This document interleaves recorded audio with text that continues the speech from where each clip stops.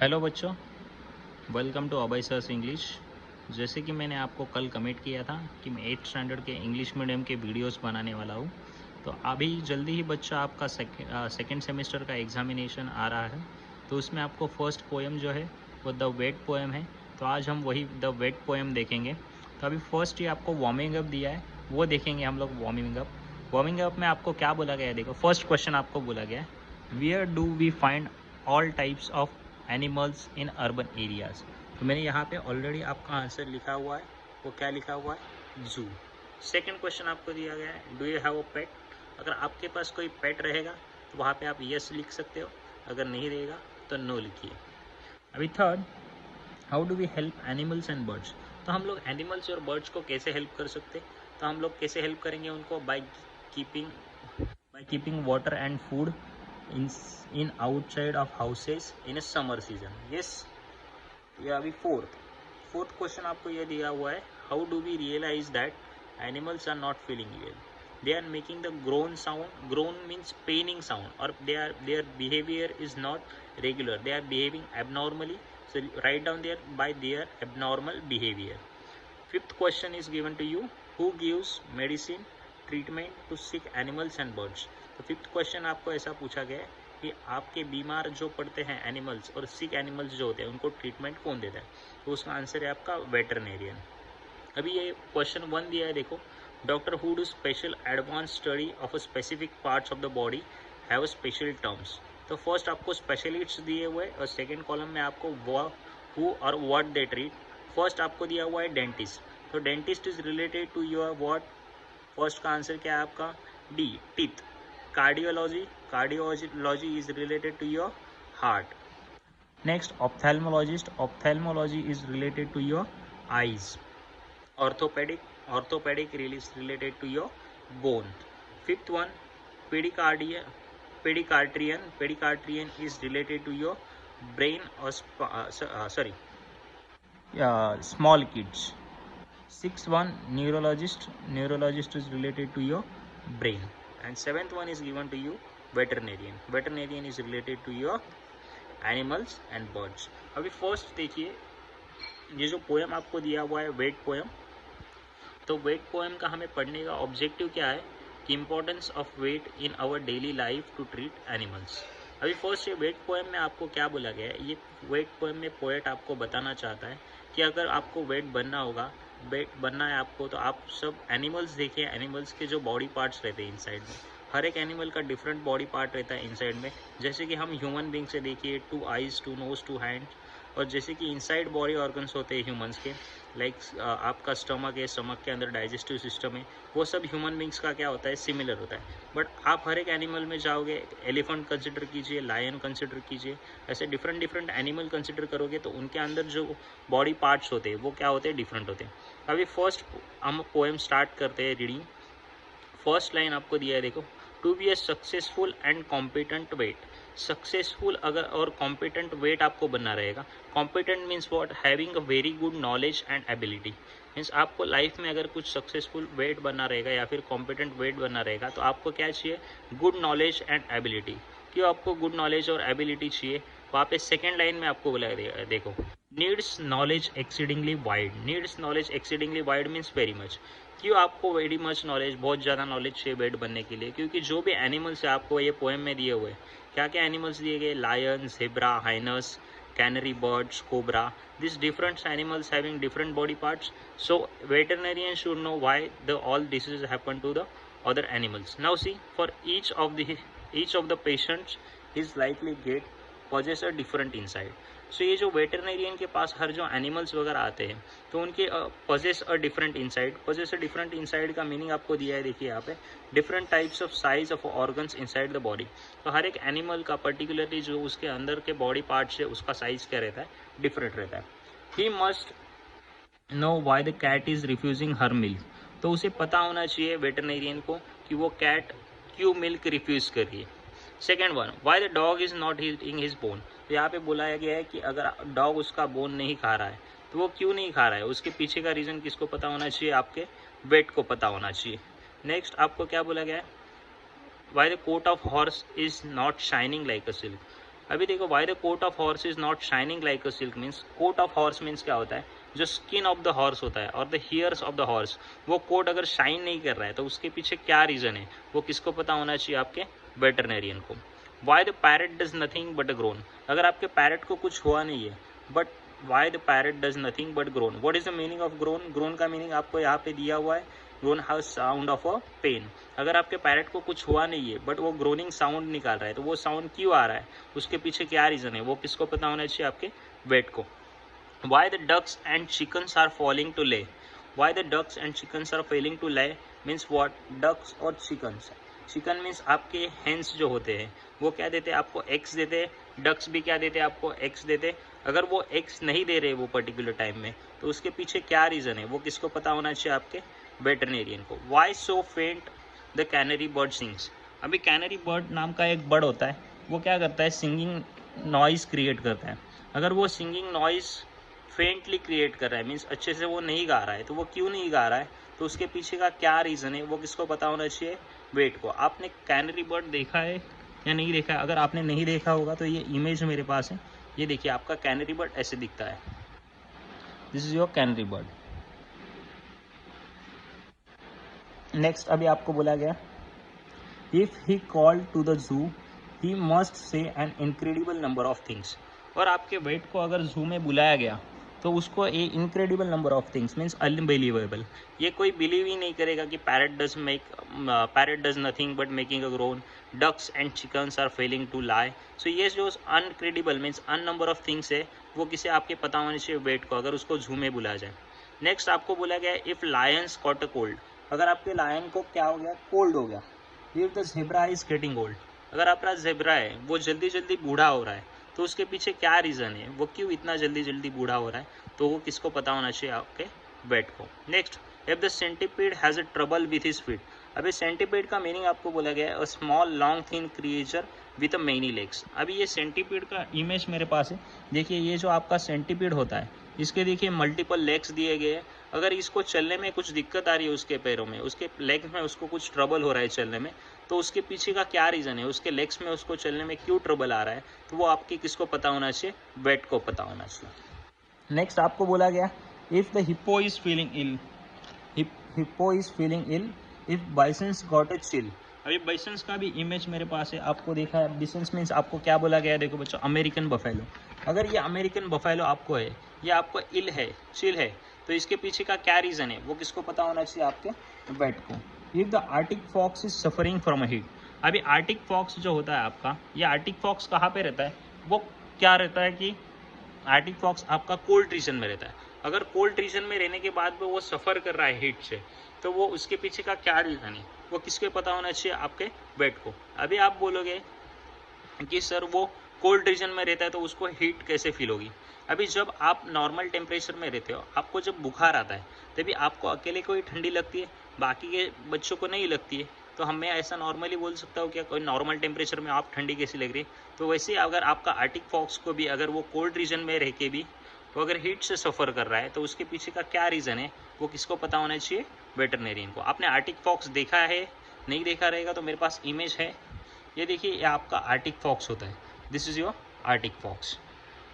Next अभी क्या बोला गया आपको, इफ सम वायरुलेंट डिसीजेस, अगर कोई वायरस मीन्स आपके if some virulent diseases has attacked on chimpanzees, अभी वायरुलेंट डिसीजेस मीन्स क्या होता है कि वो एक वायरस की वजह से होता है, अभी रिसेंटली हमने एक वायरुलेंट डिसीजेस देखा जो कि एक वायरस की वजह से स्प्रेड हो रहा था, कोविड-19 नाम का जो डिसीज था, आपने देखा रहेगा बच्चों की वो एक वायरस था कोविड-19, तो वो वायरस की वजह से वो डिसीज स्प्रेड हो रहा था। वैसे भी एनिमल्स में भी बहुत सारे डिफरेंट वायरुलेंट डिसीजेस आते हैं, तो उसका आपको जो चिंपैंजीज है उसके ऊपर अगर कोई वायरुलेंट डिसीज ने या कोई वायरस ने अटैक कर दिया तो उसके पीछे का क्या रीज़न है या फिर वो कौन सा वायरस है, उसे कौन फाइंड आउट किसने फाइंड आउट करना चाहिए, आपके वेटरनेरियन है। नेक्स्ट लाइन ऑफ योर पेम आपको बोला गया if the tortoise hasn't stirred for several years, means आपका hasn't stirred for several years, meaning of stirred is your not moved, अगर आपका टॉर्टाइस देखो, टॉर्टाइस आपका वाटर में रहता है, अगर वो टॉर्टाइस आपका वाटर में है और वो मूव नहीं कर रहा है for several years means 10 days 15 days या फिर 1 year 2 year से वो मूव ही नहीं कर रहा है आपका टॉर्टाइस, तो वो टॉर्टाइस आपका क्यों मूव नहीं कर रहा है, उसके पीछे क्या रीज़न है, तो वो किसको पता होना चाहिए? आपके वेटरनेरियन को। Next line of your poem is if the bear's too full of buns. अगर आपका बियर है, जो आपके बियर क्या खाता है? बंस खाता है। अगर उसने बहुत ज़्यादा बंस खा लिया है तो वो क्यों बहुत सारे बंस खा रहा है, इतना ज़्यादा फूड वो क्यों कंज्यूम कर रहा है, उसके पीछे का रीज़न आपको किसको पता होना चाहिए? किसको पता होना चाहिए? वेटरनेरियन को। Next, very good, if the cobra eats her sons. अभी यहाँ पे आपको बोला गया है कोबरा नाम का क्या होता है? आपका स्नेक होता है। तो कोबरा नाम का स्नेक अगर वो एग्स देता है और वो एग्स के बाद है ना, वो स्नेक के बच्चे बाहर आने के बाद अगर वो कोबरा अपने बच्चों को खा रहा है तो उसके पीछे का क्या रीज़न है, वो किसको पता होना चाहिए? आपके वेटरनेरियन को। If the panther has a wife who chews his hairs. अभी ये पैंथर होता है, ब्लैक, उसको आप ब्लैक पैंथर भी बोलते हैं। आपने पैंथर देखा है? नहीं देखा रहेगा तो मेरे पास इमेज है पैंथर का, I show you the image. ये देखिए, ये अगर पैंथर है और ये पैंथर को क्या है? उसकी वाइफ है, वो वाइफ उसके ईयर्स क्या कर रही है? चूज कर रही है, मीन्स उसके कान चबा रही है। तो वो क्यों चबा रही है, उसके पीछे का क्या रीज़न है, वो किसको पता होना चाहिए? आपके वेटरनेरियन को। Next line of your poem आपको बोला गया if giraffe had a tiff and their necks are feeling stiff. अगर आपके जिराफ है, जिराफ लोगों में क्या हो गया? फाइट हो गया। Tiff means what? A quarrel हो गया, फाइट हो गया, और उनके देयर नेक्स्ट फॉलिंग स्टीफ। अगर उनके नेक्स क्या हो गए? ब्लॉक हो गए। जब आप कभी एक घर पे रहोगे, एक बड़ा पिलो के सोते हो, तो आपका नेक भी क्या होता है? आपका अकड़ जाता है या फिर नेक आपका ब्लॉक हो जाता है। तो वैसे अगर जिराफ में झगड़ा हो गया और उनके नेक स्टिफ हो गए तो उसके पीछे का क्या रीज़न है? Why their giraffe are fighting? So that should be known by your veterinarian. Now next page of your poem, if highness will not laugh at a keeper's joke. अभी हाइनस मीन्स आप उसको क्या बोलते हो? लकड़बग्गा भी बोलते हो। तो वो लकड़बग्गा आप उसको हिंदी में बोलते हो या फिर आप उसको बोलते हो जंगली कुत्ता। तो अगर वो हंसने का उसका कैरेक्टरिस्टिक ही क्या है? हंसना है। अगर हंस रहा नहीं है आपके जू कीपर के जोक पे, ये देखिए मैंने आपको हाइनस का फोटो दिखाया है, ये हाइनस अगर हंस रहा नहीं है अपने जू कीपर्स के जोक पे, तो why that highness is not laughing on the jokes of a zookeepers, that reason should be known by your veterinarian. अभी monkey, if the monkey pinched his tail, अभी मंकी होता है, वो मंकी की tell जो है वो कुछ रीजन की वजह से क्या हो गई? दब गई। या फिर आपने देखा रहेगा छिपकली, आप सब लोग घर में देखते हो, तो वो छिपकली की टेल क्या हो जाती है? टूट जाती है। वैसे मंकीज होते हैं, मंकीज की टेल अगर क्या हो गई? पिंच हो गई या दब गई, तो वो क्यों दबी है? तो उसके पीछे का रीज़न क्या होना चाहिए? पता होना चाहिए आपको। किसको पता होना चाहिए? आपके वेटरनेरियन को। नेक्स्ट आपको बोला गया इफ राइनो इज लुकिंग पेल। अभी राइनो का डायग्राम आपने देखा है, रेनो कैसे दिखता है आपको पता होना चाहिए। This is your Reno. ये रीनो अगर आपका पेल दिख रहा है, ये पेल क्यों दिख रहा है? उसके पीछे का रीज़न किसको पता होना चाहिए? आपके वेटरनेरियन को। If elephant Yeats paper bags and chokes.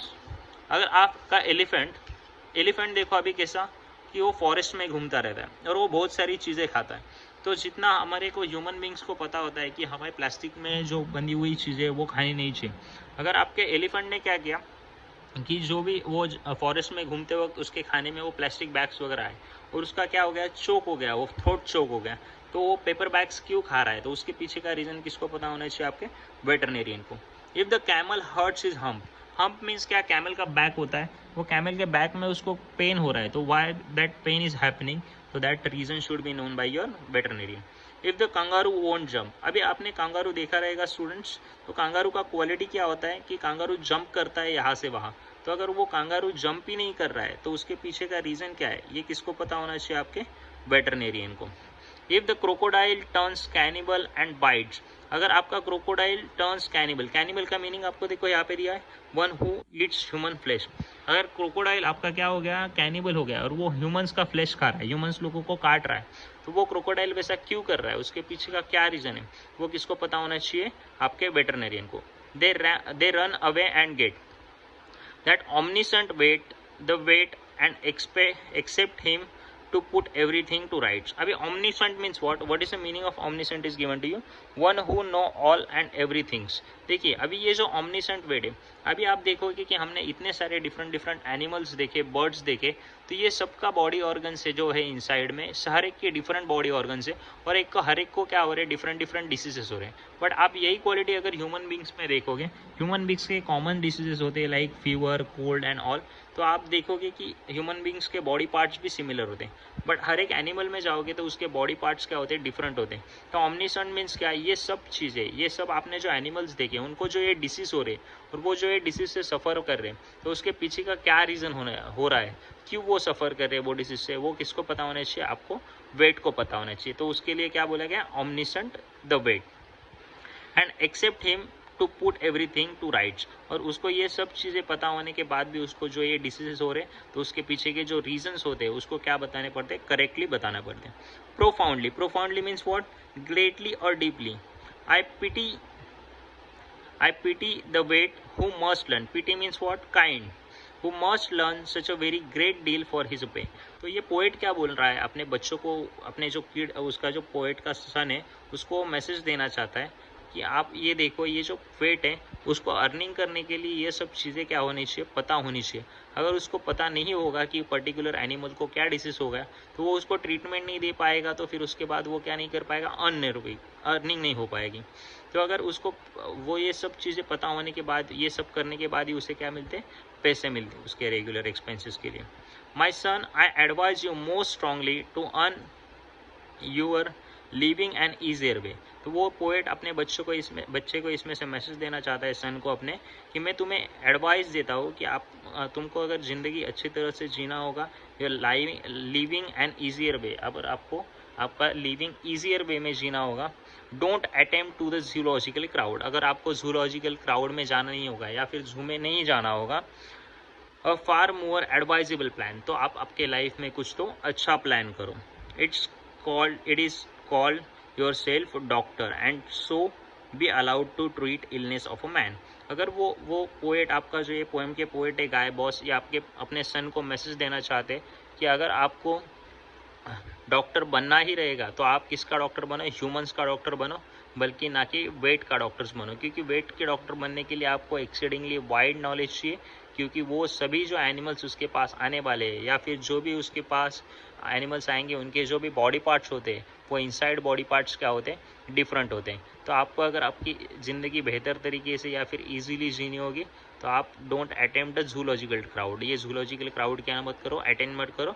और आपको डॉक्टर बनना है तो आप ह्यूमन बींग्स के बनो, ना कि एनिमल्स के बनो। सो बच्चों, आपको पोएम समझ आई तो मेरे ये वीडियोस आपको अगर पसंद आ रहे होंगे तो चैनल को लाइक कीजिए, शेयर कीजिए, सब्सक्राइब कीजिए। जल्दी हम अभी सेकंड चैप्टर जो है आपका revolutionary steps in a surgery, उसके ऊपर रीडिंग लेके आएंगे, वो चैप्टर लेके आएंगे आपके रिवीजन के लिए। सो अगर आपको ये वीडियोस पसंद आ रहे, please like, share and subscribe my channel. Thank you.